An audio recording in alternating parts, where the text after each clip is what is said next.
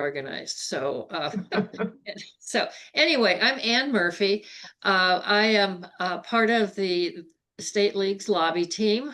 And as Joan was saying, we work on issues as they are addressed with our legislature. So, and Marty is also part of that, and Cynthia Stewart should be joining us as well. She was here and then she was gone, but she'll come back, I'm sure, unless something really catastrophic happened. So I just have a little, I put some things on a slide just because it's always easier to keep it organized here. So I'm going to go ahead and share my screen and get the, oh, come on. There we go. And we'll go ahead. We are the environmental issues team, and I am the current coordinator of this team, which really just means I get us all together so that we can discuss the bills that we are each working on independently. My topic is waste diversion, which covers all kinds of ways we manage solid waste, whether it's recycling, reduction, whatever. Kate Lunsford, whom you all know very well, is our forest issue chair, and you've probably heard her already talk about some of the things she's working on. She will not be able to join us today, but she sent us some bullet points of things that she's working on.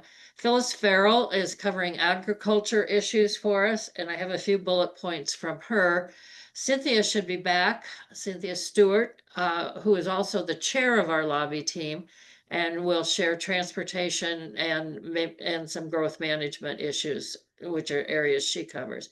And then Marty Gibbons does our energy and climate change, and so he'll wrap us up today in what we're talking about, because all of these things work together to affect the very last thing down here, climate change. So under waste diversion, some things that are being looked at in this next session are, they're calling it the recycling refund bill, essentially of the bottle bill. We were able to get the EPR bill for packaging passed last session. Now it's rolling, the bottle bill is rolling forward with some really enthusiastic support in the legislature right now. And the new polls that they're using show that this concept is pretty popular among voters, 67%. So this will likely bring more legislators on board. The bill will be revenue neutral, which is an important aspect of all the things that we're looking at in this session, because I'm sure you're all aware that the state budget is in dire straits. And so anybody asking for a lot of money is not likely to get a bill passed. The big opposition for this bill moving into the session will again be the waste industry. Except that I've learned that the new part this year is this bill will reimburse them more fully. I don't have those details right now, but hopefully it won't be a big financial hit for the waste industry, so that maybe their opposition won't be so strong. There'll be a litter tax increase proposed to do a couple of things. It will include some additional categories: construction waste, auto parts, fireworks. And of course, those are the industries that will wind up opposing this bill. The auto industry and construction industry will be two very formidable foes as this goes to the legislature. However, the bright side is one of the litter bills in the past have had good, strong bipartisan support. In fact, the two recent litter bills were actually introduced by the Republicans in the legislature. So litter is something that they do want to everyone wants to take care of. The plastic bag ban, you'll remember that a number of years ago, I remember when Marty was working on this one to get the bags changed out, that we got changed in the grocery stores particularly. And but we wound up with just a heavier plastic bag. There are fewer of them, but it's a heavier bag. And one of the things learned in the interim time frame is that that bag is practical only if it gets reused practically a gazillion times. So they're looking at totally banning plastic bags is what this bill will do. And obviously opponents will come from the grocers and restaurant industries. Um, and then the fourth one, another attack at litter is to have penalties, put a ban on intentional balloon releases. This, you know, I don't know how many more of those are going on, but it's a way to draw attention to the plastic in our environment. And so, and I guess one of the highlights they've shared with us is it even passed in Florida. So then they're anticipating lots of good support from high school students. So any quick questions? These are the main bills that I see coming up. Uh, there always could be others in this arena. Okay, you have to do the electronic hand raise if you have a question, or somebody else can spot that. I can't see everything. So with no questions there, I'm going to move on and share a little bit with you of what Kate sent for the forest. Um, that she's going to be working on funding for protection of mature forests out of the Climate Commitment Act funds. And the issue with Climate Commitment Act funds is they will kind of be, got to protect those from the rest of the budget areas that are in trouble from stealing funds. So they'll be working on that.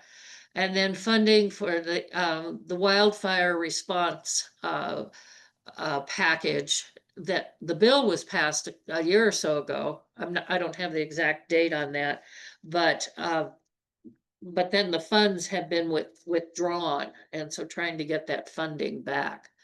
She's working on carbon credits on mature forests. And then also the Green Amendment, which is to add to the Washington State Constitution an item regarding the conservation and protection of the state's natural resources. She also shared with me a couple of things that she's likely to oppose. One would be creating the Children's Social Equity Land Trust on state forest lands. And the other would be to oppose the siting of industrial wood pellet production facilities in Washington. And I know that since Kate is close at hand for all you, if you have questions on that, you can get to her very quickly. So, and then the next arena that we're fortunate this year that we do have a new issue chair dealing with these issues. If you know Phyllis Farrell, you know she's passionate about the agricultural issues. She always tells us how she grew up in Iowa and saw the CAFOs that you see listed here, which is the essentially feedlots, and that she just doesn't want to see that happen. So she has a list of things here, the funding of the Sustainable Farms and Fields Grant Program, that has was been passed, but it needs further funding. Promote organic and climate smart agricultural practices and limit the use of chemical pesticides and herbicides. One of the things Phyllis and I worked on last year was getting the monitoring for the PFAS from biosolids that were going on ag lands. And so it'll be continuing with that kind of thing. Certainly is going to be on top of the CAFOs. That's been an important issue for her. And then we promote and fund the voluntary services programs. It's a good stewardship program that helps along with item 2 on practices. And then discourage subsidies for anaerobic digesters. So that'll be the package of things that Phyllis will be working on. We have some really good, strong positions more at the national level on ag, but we use the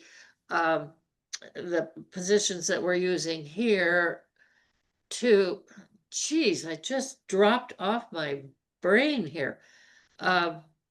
We have local positions as well as good, strong national positions. And we use what I was trying to say is we use many of our positions that are related to the air, water, and land use issues that the State of Washington League has. So those are the positions there. And I think I forgot to mention way back on the bottle bill, our state league has a very definite position in support of a bottle bill. So those are the three things I'm here to share with you about. And so I'm going to stop my share and we'll see, is Cynthia here now? Yes, she Hi. is. Cynthia, I get to toss the ball to you to, I'm not sure what all issues you're going to talk about. So And I do have a question going forward here on all this, especially I think in regard to agriculture and forestry. Um, the impact of the current national administration on what we're trying to do in the legislature and how much we're going to have to, you know, cough up for ourselves to be independent of whatever it is their agenda might be. And it's key to all of your positions, I know, but I really would like to know how we're going to protect ourselves, I guess. well, that's one of the things we are certainly working on and working, our lobby team is working on figuring out that priority in terms of, how all of these things will relate to the budget and how that goes. And it's just so happened that Cynthia's really well poised on that because she also deals with revenue for the league. So maybe that'll be something she can address there. But yeah, we know that that's an important issue. We can't be asking for lots of things that cost money. And that was some of the considerations in the waste items that are moving forward, is that they're very, very little funding or revenue neutral. So that's where the waste ones are. In terms of forests and agricultural, we'll need to get back to you. Okay, Cynthia. Well, thank you. I'm going to try and share my screen here. If I can just find the right document. Got so much up. Here we go. So, as I understood it, my job today is to talk about transportation. And so I'll do that. And part of it touches on revenue, but mostly not. I want to get to slideshow from the beginning. Well, it's not looking. There we go. So anyway, thank you very much for the opportunity to talk about this today. It's pretty important. Transportation we think of transportation primarily as highways, I think most of the time. But when we look at the impacts on climate change, it actually involves a lot more than that. So we have vehicles of all sorts. We have aircraft, we have ferries, we have rail, we have buses, and so forth. And we also have opportunities to increase our active transportation, which would take away some of the impact of some of the other modes that we use. So transportation is the largest source of Washington's greenhouse gas emissions, and the other sectors have they have other impacts, but not nearly as much as the transportation sector. So the kinds of things that would also include would be building kinds of impacts. We would have industrial processes, agriculture, we've just talked about, waste management. So the whole thing about this is transportation has to be identified as a separate type of issue, and really we need to make some impact in that in order to have a significant effect. So some of the issues we're dealing with right now have to do with road capacity. We can't keep building more, although some people think that is the answer. It is not. As soon as we build a road, it fills up again, and we're just adding to automobile and other vehicle impacts from emissions. And what has happened recently is that there's been a shift in the orientation of the Department of Transportation on the executive side and the legislature to move more to preserving what we have and making them safe. I don't know about the rest of you, but I get a lot of traffic reports from around the state, and always on I-5 southbound between Seattle and Tacoma, there's an accident. There's always an accident somewhere up between about Linwood and Seattle. And then there's quite a bit going on I've seen in the Clark County area and the Spokane County area. So we have a lot to do with, we need to do a lot more with safety because that's costing us money as well from all of the impacts on everybody else, not to mention the cost of cleaning it up. Bridge maintenance has become a really critical issue because most of them haven't been maintained well. And so we have one that just reopened, and from being shut down for quite some time, there was one in Tacoma that was shut for 4 or 5 years because we couldn't get it fixed and so forth. So that's become a really critical issue around the state in terms of our transportation. What happens when a bridge shuts down is people get diverted and it costs more in terms of additional travel, and that increases our greenhouse gas emissions. Then we have new fuel standards, which is a good thing. Many people are shifting to electric vehicles and including the ferry system. So it costs something in the order of, and I'm making this up a little bit, I'm just trying to give you order of magnitude, $65 million for a ferry that has electric capacity. And then we're trying to shift to the carbon fee arrangement so that we can put more into the Climate Commitment Act and get more revenue to deal with that. Then we also need to increase our transit access. And transit actually saves a lot of emissions, even though the buses emit, we have a lot less vehicle traffic if people would just get on the buses. The biggest problem we have is that most parts of the state do not have adequate transit services. The bigger cities do, but not outside of that. And so the opportunity to use transit is very limited really around the state. And we have a lot of people driving around because of that. But one of the things that is becoming more of a focus is creating more of opportunity within the cities to get out of buses, out of cars, and do more active transportation. So one of the things that is going on is that we've been funding our roads and our highway system with the gas tax. So even the safety and prevention approach is running out of money because so many people are shifting. They're either going to lower fuel consumption vehicles or they're going to electric vehicles. And so the gas tax isn't keeping up with the need. And so we also have to change to more people using fuel and electric vehicles, and reduce fuel vehicles and electric vehicles to get at least those who are refusing to use transit or refusing to use other opportunities, and I'll include train in that, they can at least reduce their emissions. I mentioned that we can't build our way out of this. We have to have behavior change in order to deal with this. Another problem that we have in this state is we have we don't have a good airport system. We really don't. So SeaTac keeps expanding, but it's limited, and it's become quite a problem. Painfield and Everett is taking up some of the slack, but we don't have a good way to get people to and from the airports, and we also don't have a good way to persuade people that they shouldn't be flying.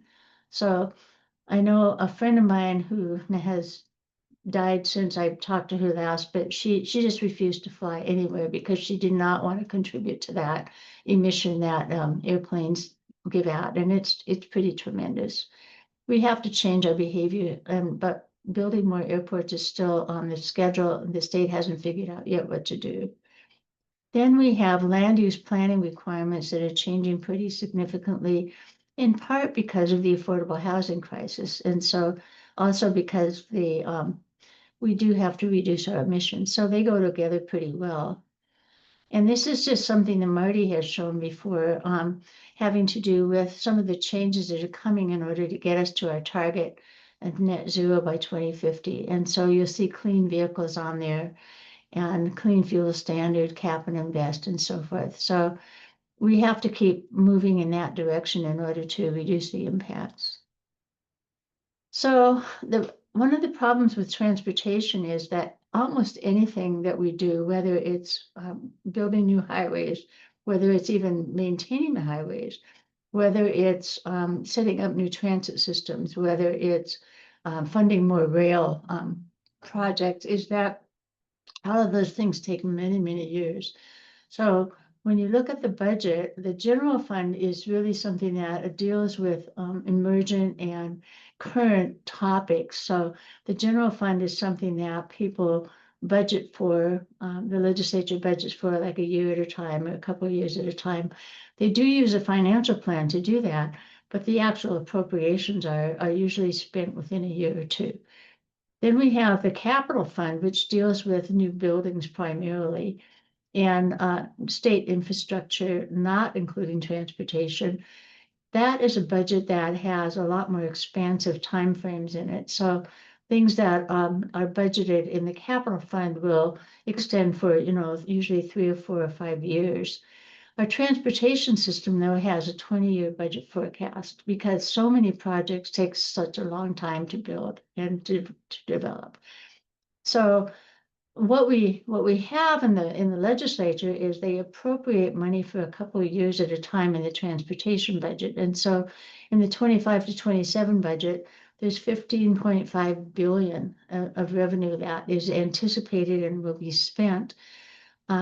But that's only a couple of years out of a 10 or 15 or 20-year project plan. So every year we go through this trauma of having to figure out how much more do we have to stop something because even though it's midstream because there's not enough money, do we have to increase the funding in a given year in order to make sure something really happens? That kind of negotiation is really, really hard when you're looking at it on a statewide basis. So one of the things that happened last year was a 6 cent per gallon tax increase. And that is significant, but certainly not enough to cover the costs that we're incurring or that we need. I want to say that the opposition to that is from people that say, I don't want to pay any taxes, we shouldn't have any more of that. The reality is that the tax increase is almost invisible in terms of how gas prices are set. So it has an impact on our revenue, but it does not really have a significant impact on how much you pay at the gas station. So that's important to know. And particularly if there are discussions around that, it's important to say that the market is not the same as the tax increase. So we're shifting priorities from the prior set to preservation and safety, as I mentioned, being the highest.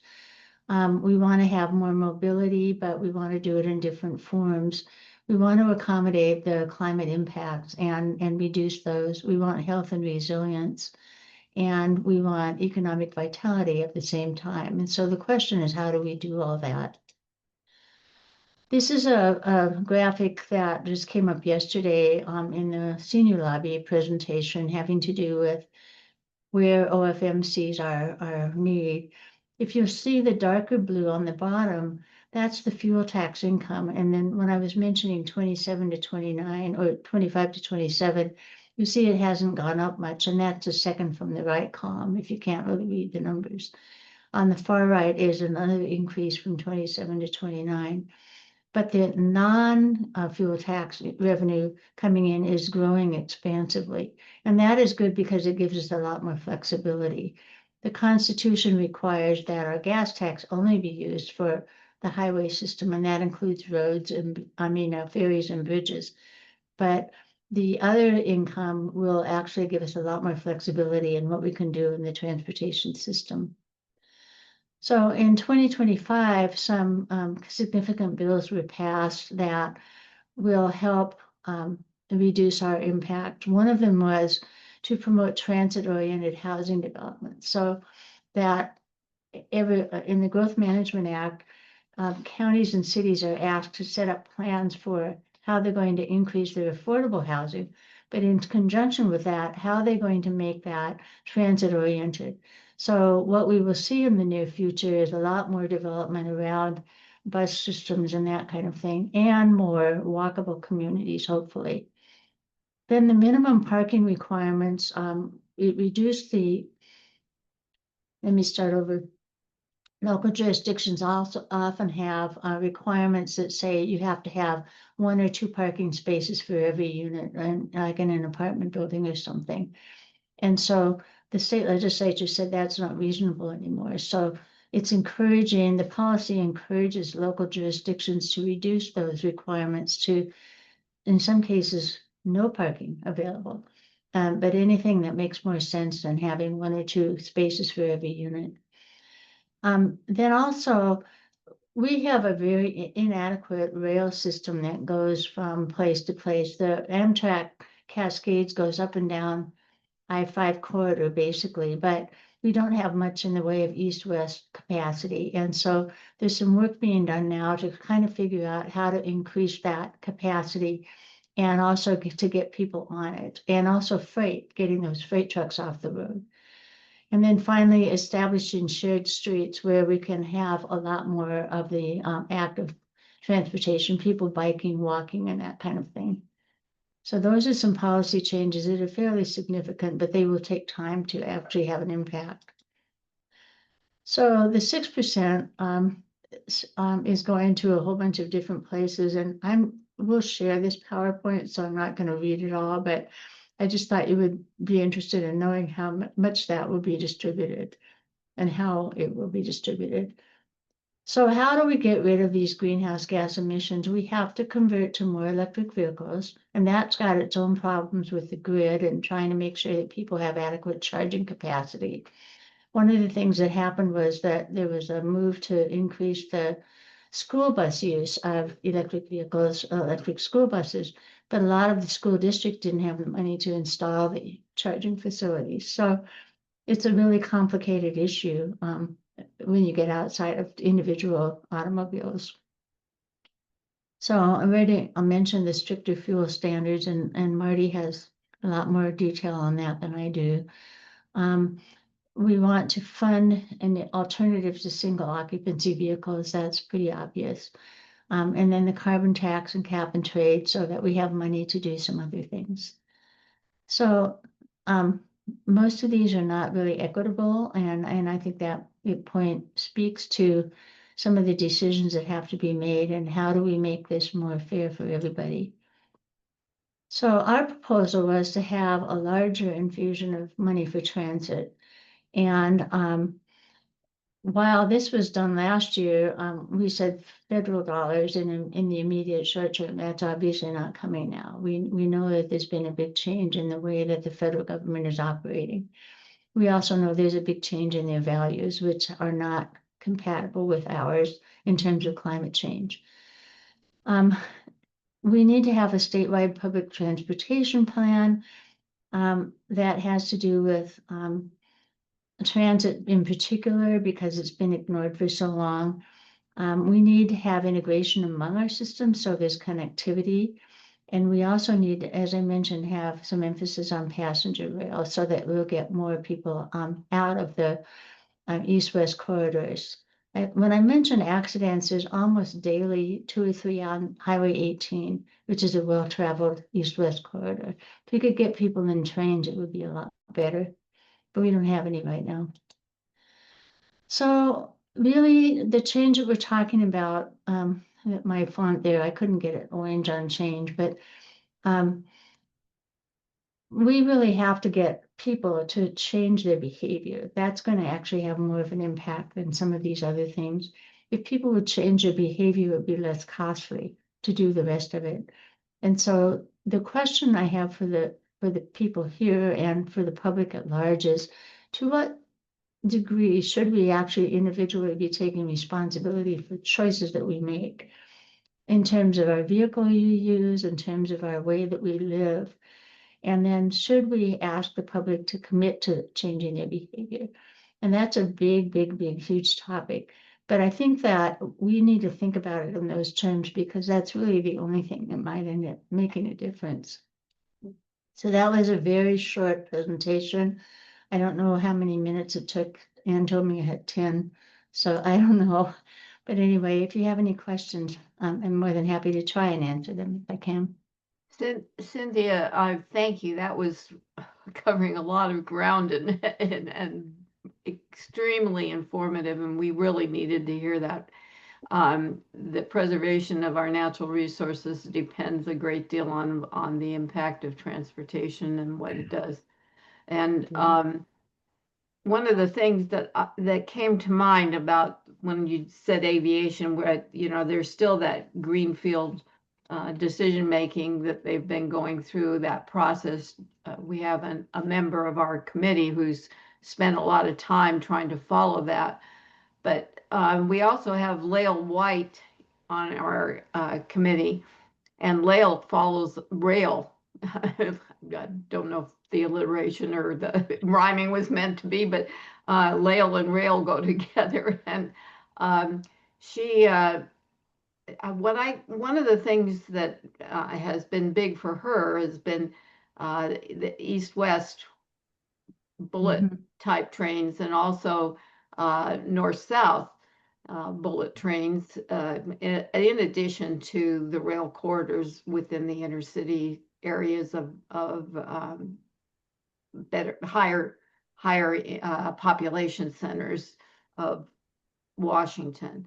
So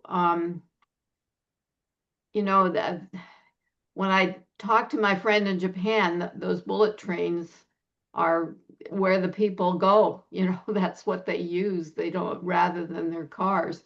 And it just is our dependence on our vehicles over the train system is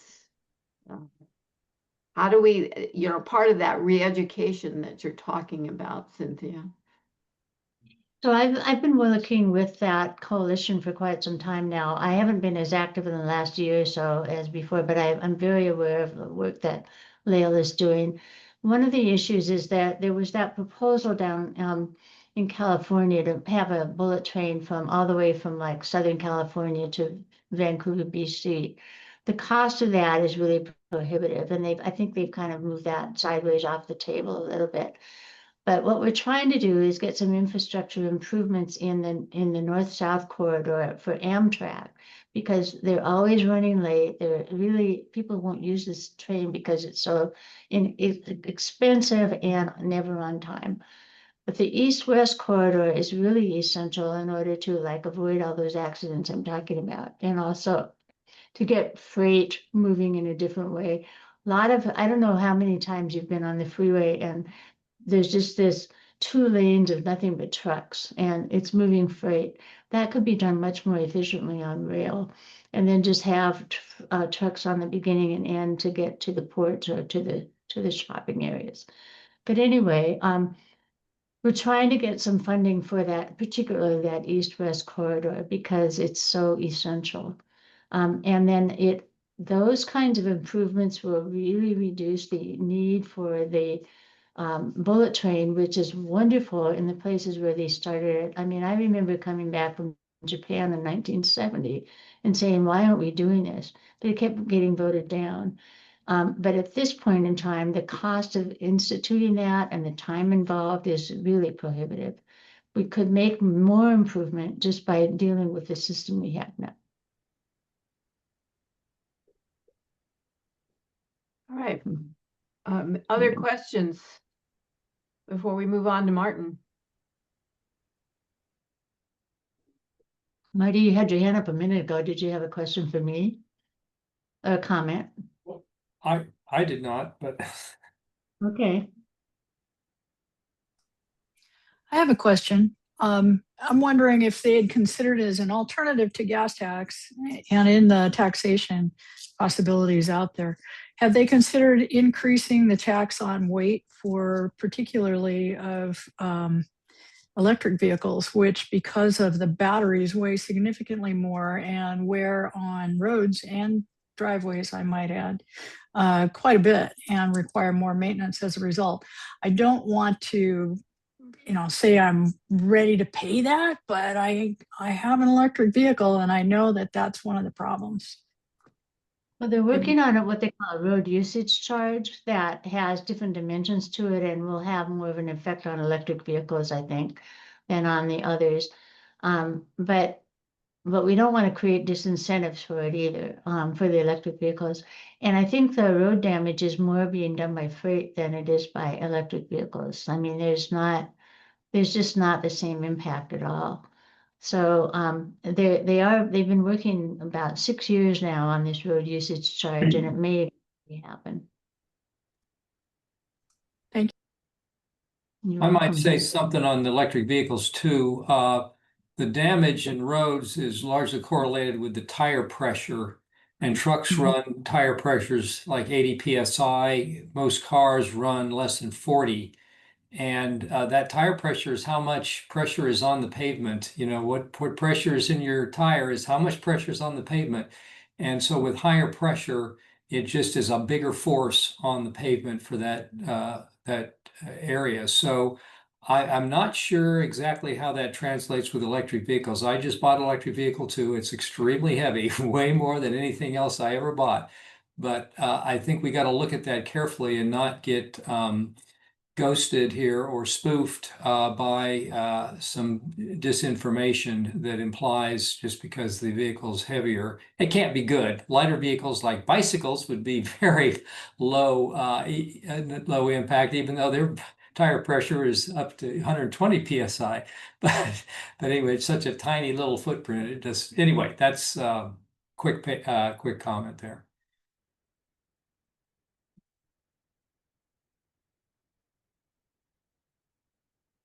Marty, Okay, it's your shall I proceed? And I too have slides, as I always do.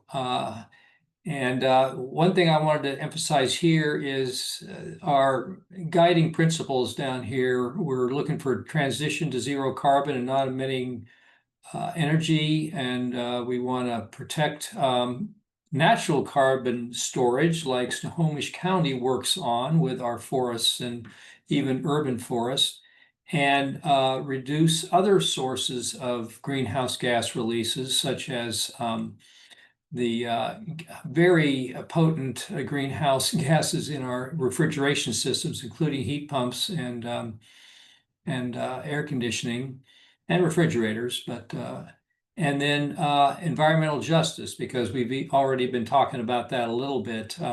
Cynthia brought that up, and it affects everything we do. Cynthia, would you like to say something now? I got distracted. I'm sorry. I was reading the chat.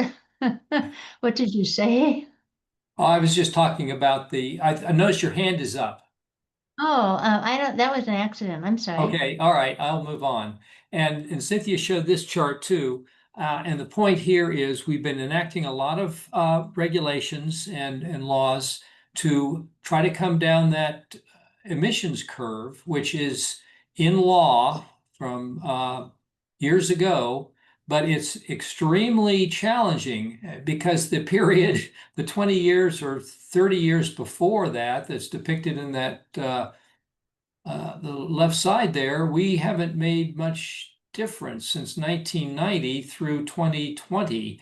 And so it's going to be very challenging. We have to keep up with making new regulations and cleaning up our energy sources for the next 25 years to achieve the goal. And anyway, that's the point here. You can find this. I'm going to leave some links in the chat too at the end, but this is on the state website.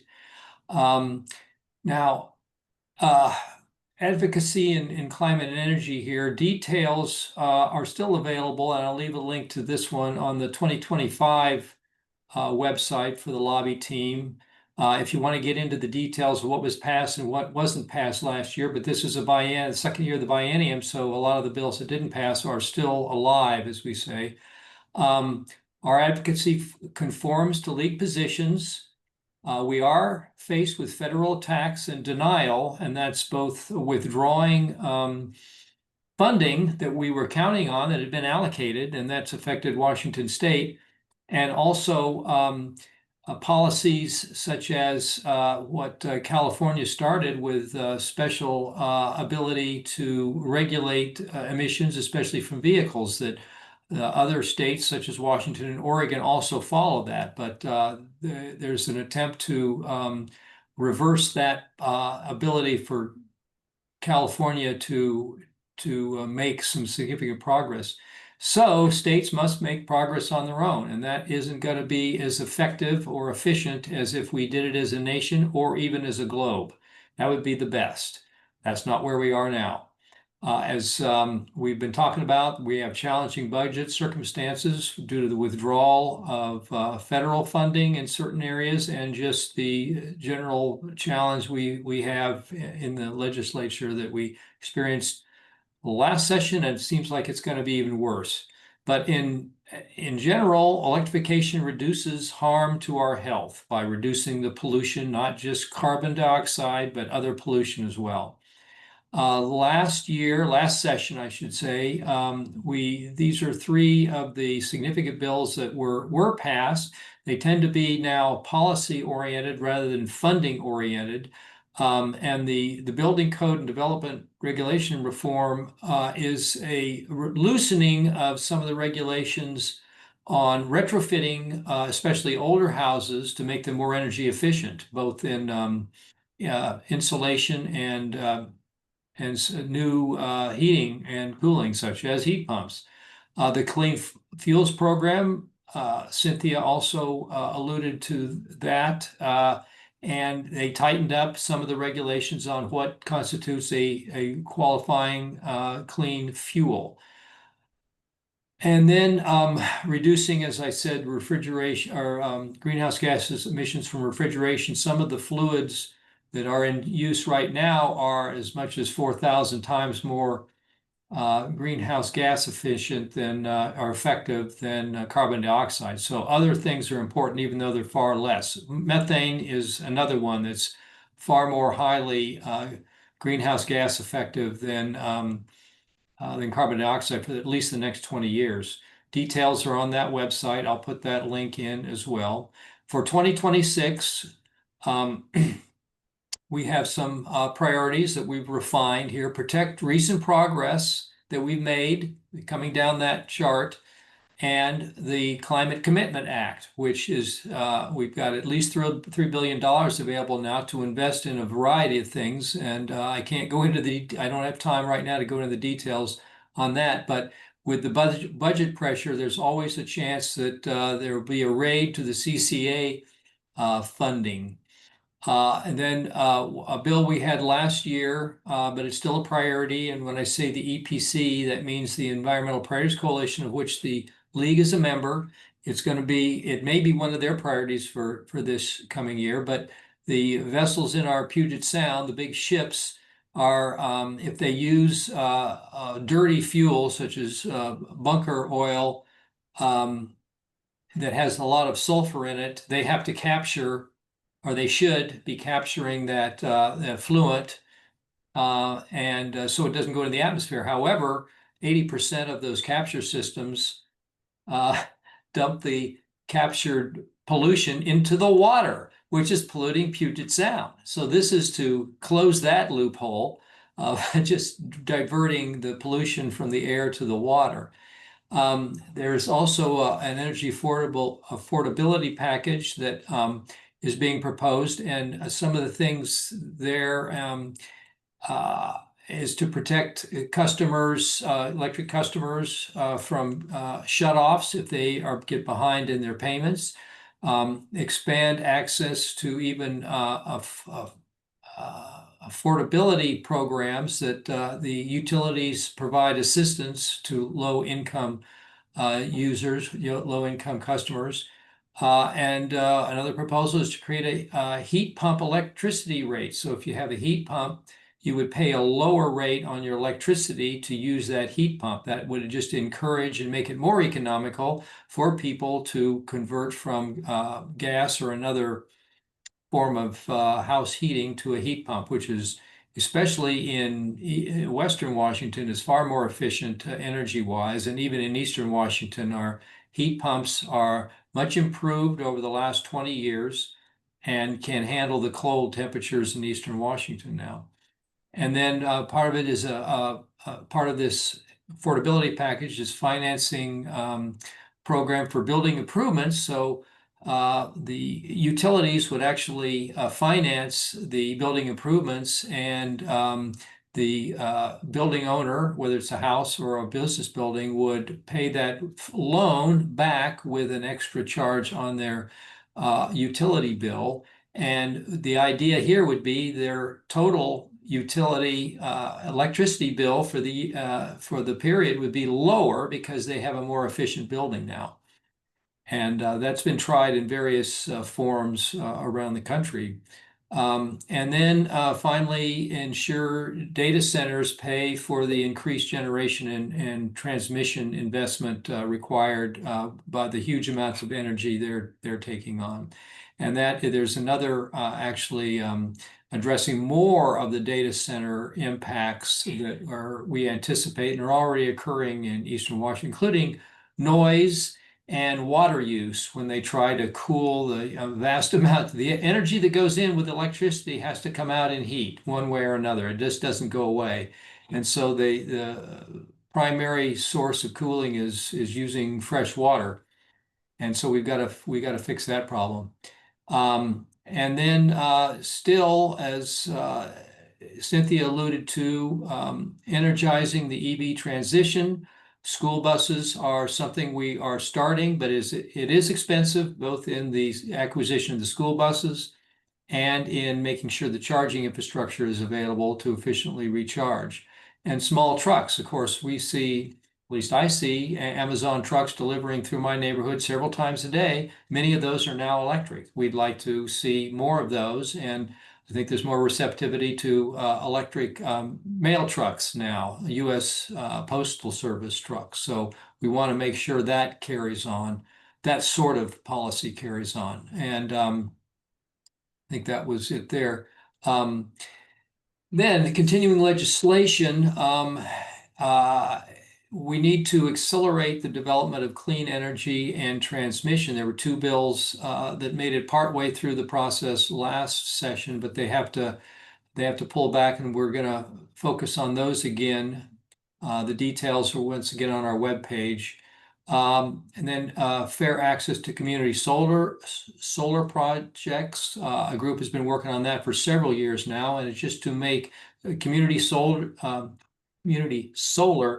is when a group of people or a group of building owners that can't put enough solar panels on their own building can get together and create a solar farm, or find a place where they can build enough solar panels to make it economical and all share in the benefits of that.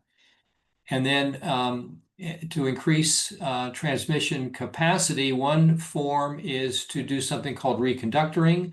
The huge cables that we see coming over from the Cascades, Ross Lake, for instance, that bring our power into our area, or this applies anywhere where the big transmission lines, over 1 million volts, those have some limitations in that if they get too warm, they sag, and they have to be curtailed in the amount of electricity, the amount of power they conduct. But there are new cables that don't sag when they get warm and can actually conduct more electricity, more power than the current capacity. Now, it's not insignificant, the amount of investment required for that, but we don't have to go through permitting for a long, hundreds of miles new transmission line, which is very problematic right now across the whole country, but applies to Washington as well. So there are some challenges and controversies that are coming up, given the perceived and actual amount of electricity we are going to need to electrify our transportation system and electrify all our heating, all the things we need to do. People are starting to revive the idea of nuclear energy, and that's both fission, which is what's the traditional source where we split the atoms.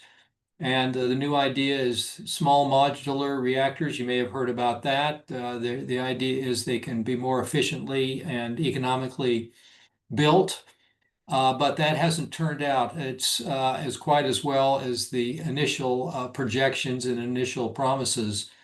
So that kind of remains to be seen. The League has somewhat of a neutral attitude about nuclear energy.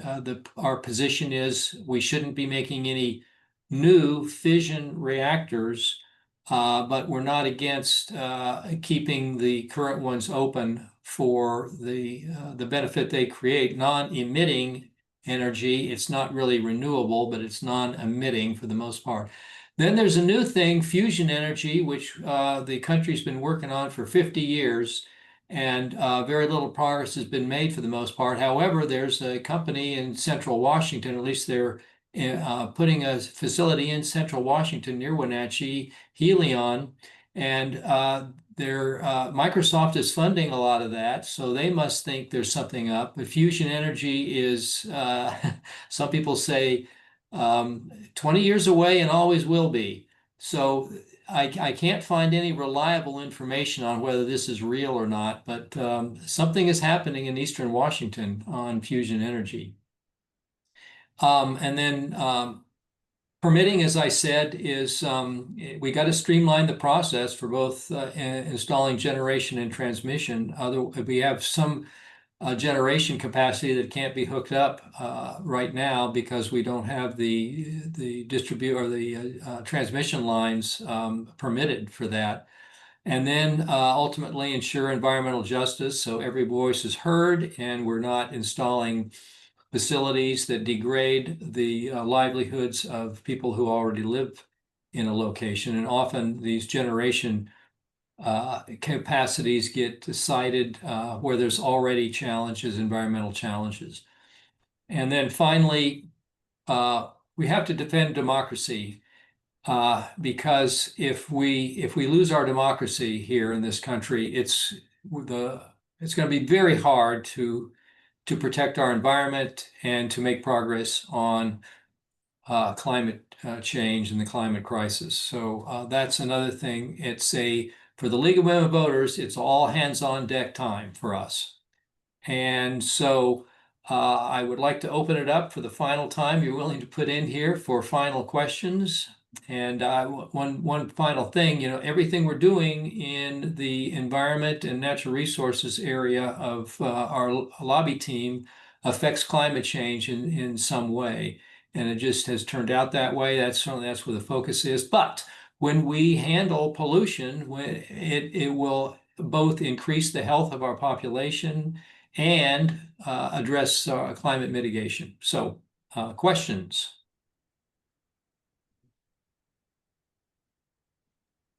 Well, first of all, this has been an amazing presentation. As I'm listening to this powerful team, I really feel like this is what we need to hear with our all-member meeting. And I hate to see that, you guys have been sort of the prize for our committee to come and talk to us. But I am definitely going to suggest this to our membership chair as an introductory meeting for the league, because we need to know how these torches are being carried forward in the legislative meetings. And going forth, next year will be the budget meeting again. And I also feel like it's important. I mean, I'm not going to ask you to all come in person, but there is the capacity and the ability for us to do Zoom with a larger audience within our libraries and so forth. So it's something that I really, really think we should design and have happen. maybe even, I don't know, it's only going to get busier this year for you folks.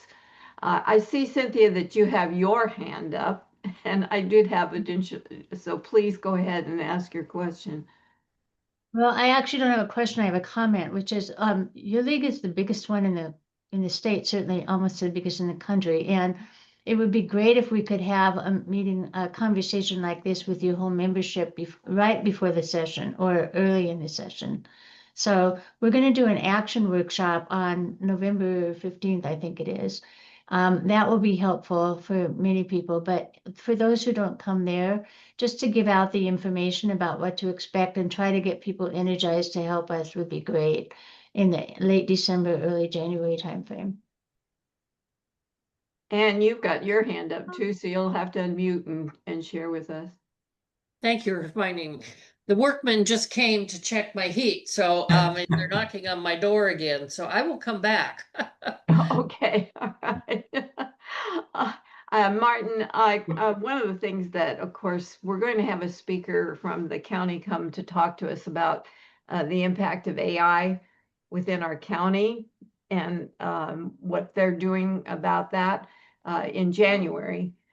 But I have to say, I don't know where all these AI data centers are going to be popping up. I mean, I keep hearing about this giant one over by the Tri-Cities, but I have a sense that that might not be a solo data center for Washington, and I don't know what's happening on the west side of the mountains.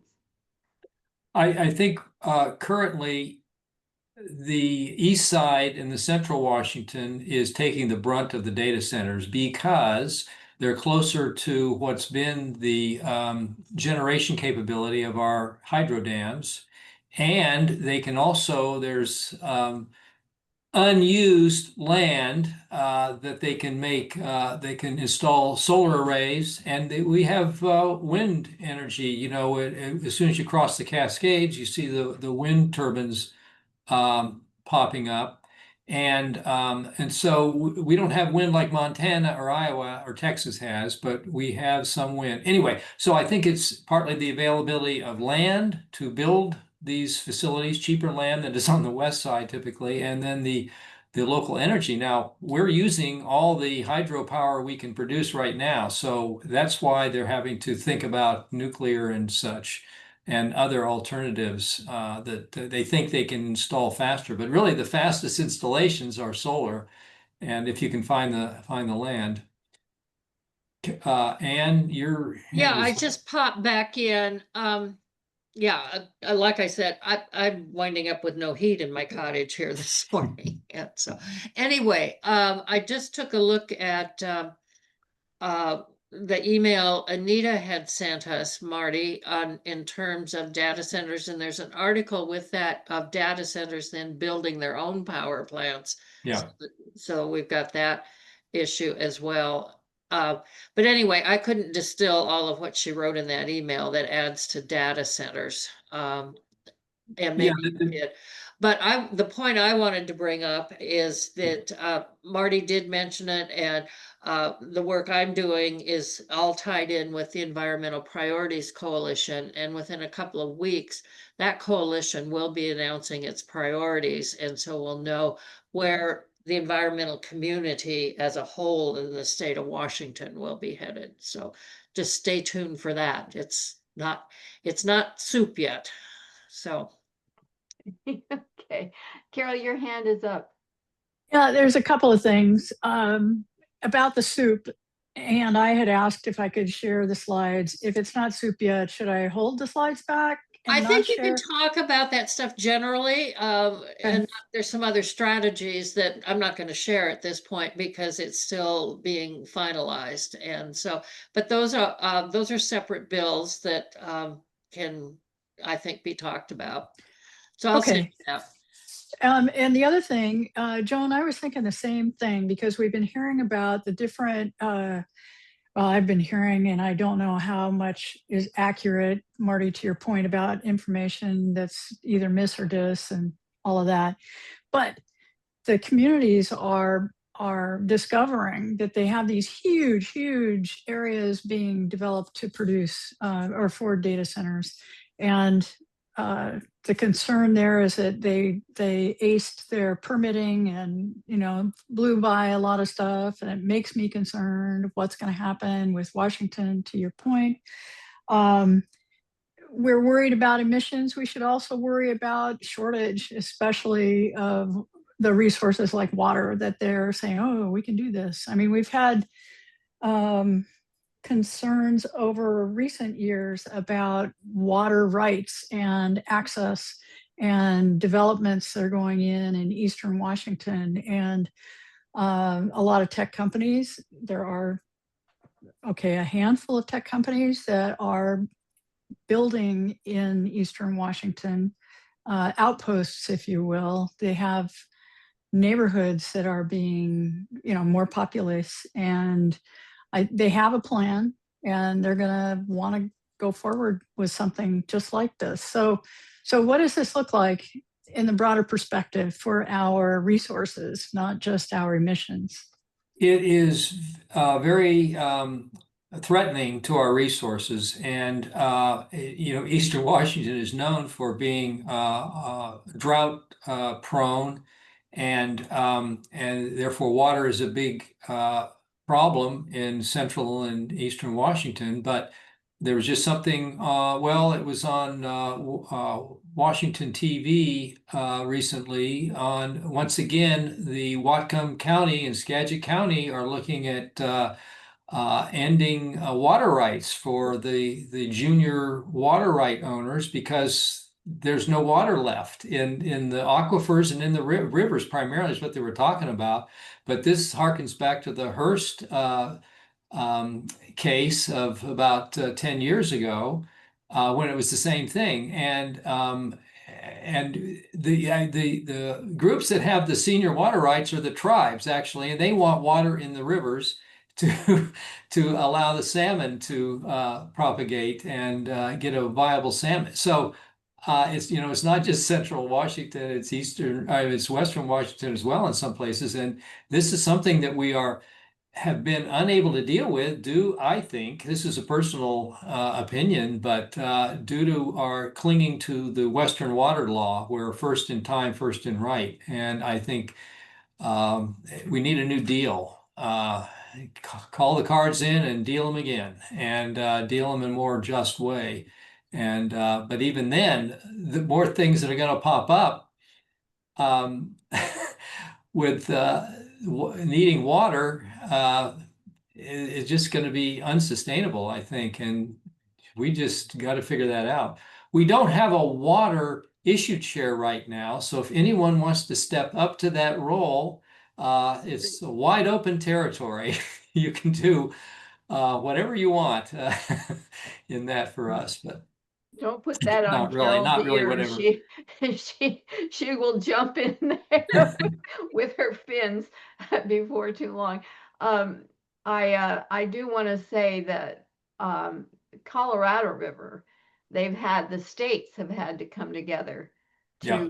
to Right. discuss and what will happen in terms of water rights. And they did craft a new plan going forward. Whether or not that's going to be workable for many years, it seems to me that the art of the deal here may be trying to set up a short plan to get us through drought periods of time and then work our way forward. So I'm going to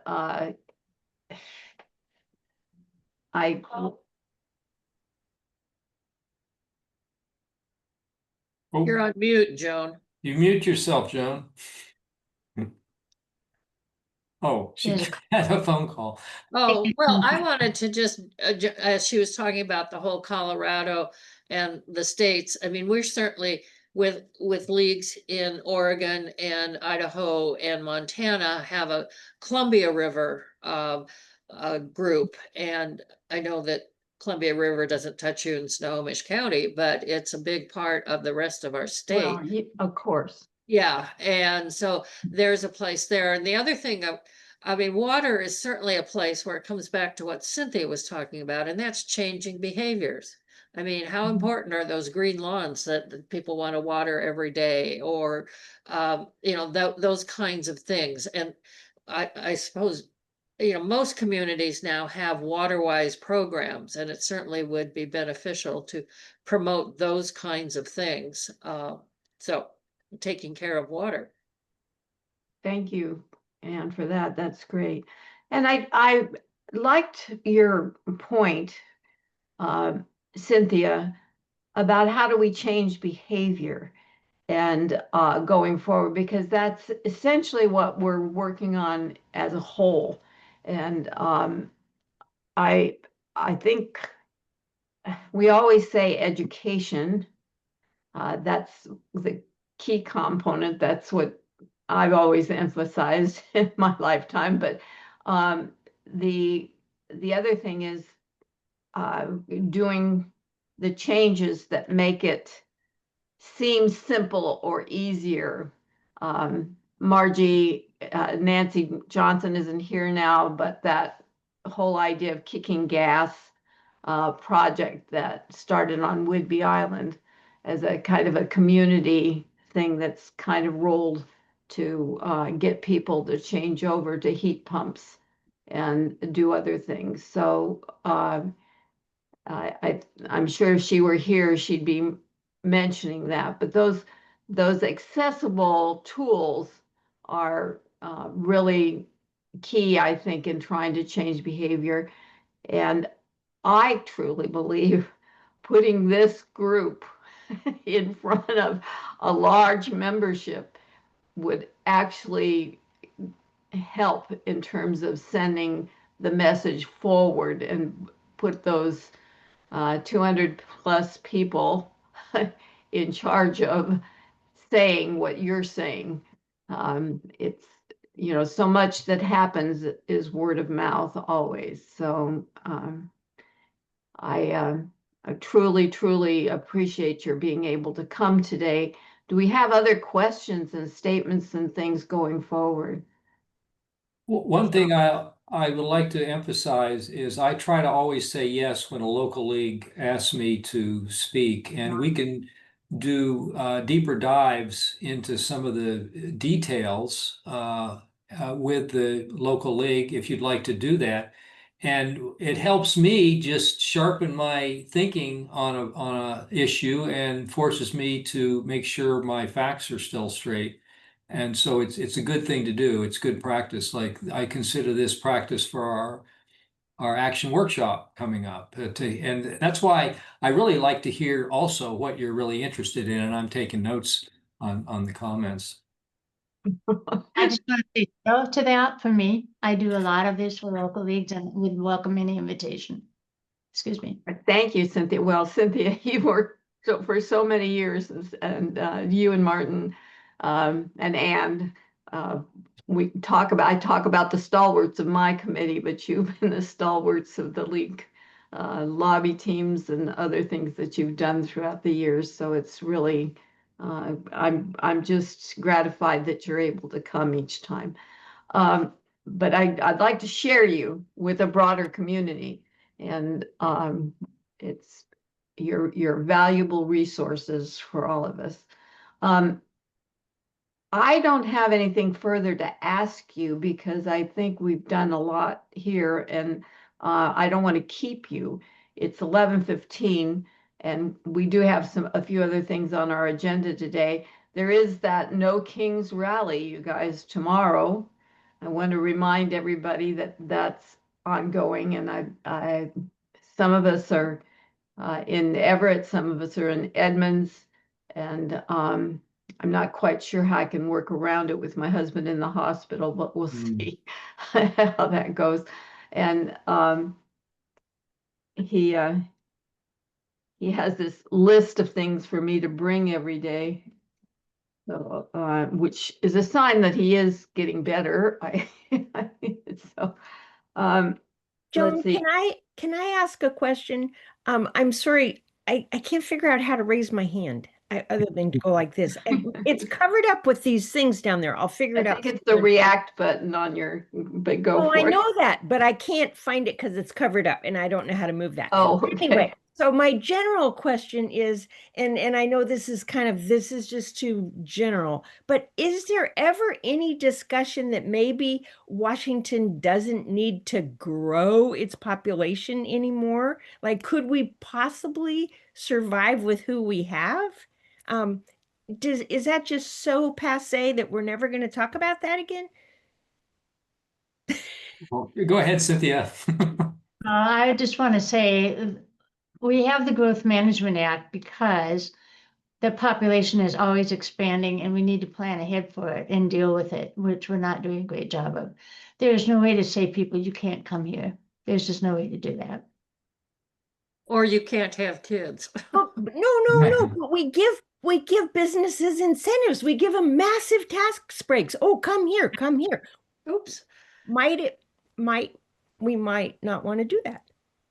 Might, but there's such a pressure for economic growth. Right. And economic growth in the models we've had for 1,000 years has been, well, at least maybe 300 years, has depended on increased population to get more customers. And it's a deep subject there, but we're in But it this also provides cycle. jobs. It's not just. That's what I mean. Yeah, you have to have a job for the. You're for the providing jobs, which allows people the Yeah. freedoms that they want and they seek. We don't know another I, model. I think we have to really focus on the quality of life that we want to preserve. And people might start making choices along those lines. Cynthia? Well, I wanted to echo some of those things. I didn't get called on in time to do that first, so thank you for those. But I just want to say the businesses also contribute revenue. I further want to supplement that comment though by saying that some of the tax breaks are really inequitable. They're really not appropriate anymore. And part of what there was a tax review commission that was set up a couple of years ago, and they started dealing with that and got a lot of pushback. So they never really finished that job, but that is something we should be doing. We should be looking at those tax breaks and saying, this doesn't make sense anymore.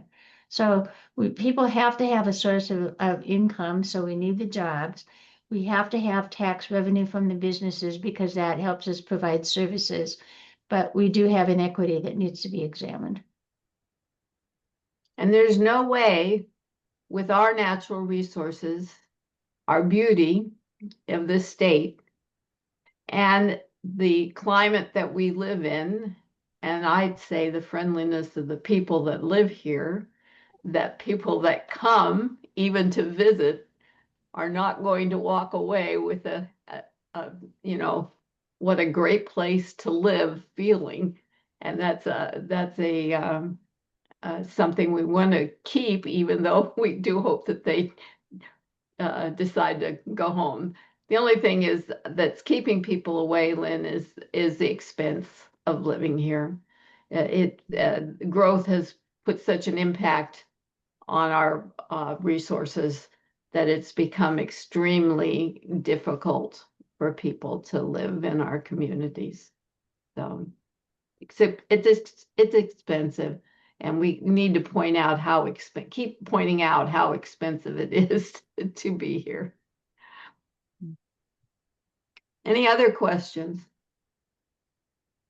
Oh, once again, thank you guys.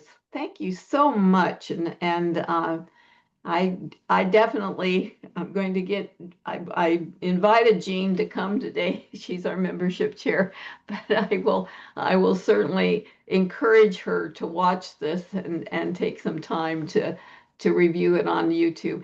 I'm going to turn off the recording now because I always forget this as we go ahead and have our regular meeting. So